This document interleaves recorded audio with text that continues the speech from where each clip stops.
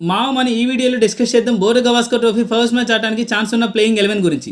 ఈ ప్లేయింగ్ 11 ఉండొచ్చని పెద్ద పెద్ద ఎక్స్పర్ట్ చెప్తున్నారు. అది నేను ఇక్కడ ప్రెజెంట్ చేస్తున్నా. So without any delay let's get started. First of all Rohit Sharma ఆస్ట్రేలియాకి ఫస్ట్ మ్యాచ్ ఆడడానికి రావడం లేదు మామ.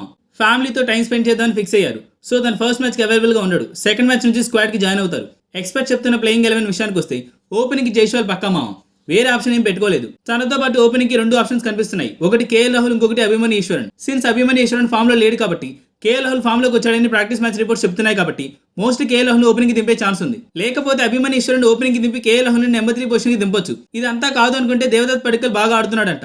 తనని ఎలాగో స్క్వాడ్ తో అక్కడే ఉంచుతున్నారు. తనని నెంబర్ 3 కి పంపి సెకండ్ పొజిషన్ కి కేఎల్ రాహుల్ పంపే ఛాన్స్ ఉంది. 2 and 3 పొజిషన్ కి ఎవరిని దింపాలనేది పెద్ద ప్రాబ్లం గా ఉంది. ఈ 2 పొజిషన్స్ కోసం పడిక్కల్, కేఎల్ రాహుల్, అభిమన్యు ఈశ్వరన్ పోటీ పడుతున్నారు. ఇంకా 4th పొజిషన్ లో విరాట్ కోహ్లీ, 5th పొజిషన్ లో రిషబ్ పంత్, 6th పొజిషన్ లో ధ్రువ్ జురేల్. ఈ 3 పొజిషన్స్ ని ఎవరు కదిలించరు, వాళ్ళు ఫిక్స్. ఇంకా 7th పొజిషన్ లో రవీంద్ర జడేజా. ఆస్ట్రేలియా పిచెస్ లో మ్యాచ్ లో తీసుకోవాలంటే జడేజా అండ్ అశ్విన్ ఇద్దరిలో ఒకరిని తీసుకోగలం. ఎందుకంటే ఆస్ట్రేలియా పిచెస్ లో స్పిన్ కి స్కోప్ లేదు, ఓన్లీ పేస్. ఇద్దరిని తీసుకుంటే బ్యాటింగ్ లో బొక్క తప్ప ఉపయోగం ఉండదు. సో జడేజా ఒక్కరిని కన్సిడర్ చేస్తారు. 8th పొజిషన్ కోసం 2 పేర్లు వినిపిస్తున్నాయి మామ. ఒకటి నితీష్ కుమార్ రెడ్డి, ఇంకొకటి హర్షిత్ రాణా. నితీష్ కుమార్ రెడ్డి ఎందుకు? తను medium pace bowler come hitter మామ. మ్యాచ్ లో బ్యాటింగ్ కూడా యూజ్ అవుతాడని ఒక ఆప్షన్ ఉంది. లేదు బ్యాటింగ్ మేనేజ్ చేస్తాం, బౌలింగ్ ఇంపార్టెంట్ అనుకుంటే హర్షిత్ రాణాకి ఛాన్స్ ఇస్తారు. తనకి ఛాన్స్ ఇస్తే ఇదే డెబ్యూట్ మ్యాచ్ మామ. ఇంకా బౌలింగ్ డిపార్ట్మెంట్ లో ఆకాష్ దీప్, జస్ప్రీత్ బుమ్రా, మొహమ్మద్ సిరాజ్. 1-2 చేంజెస్ ఉండొచ్చు, అంతేగాని మాక్సిమం టీం ఇదే ఉంటుంది. వన్స్ రోహిత్ శర్మ వస్తే ప్లేయింగ్ 11 కొంచెం క్లియర్ గా ఉంటుంది. సో ఇది మా టీం ఎలా ఉందో కామెంట్ చేయండి. సో ఈ టీంతో ఆస్ట్రేలియాని కొట్టగలం అంటారా?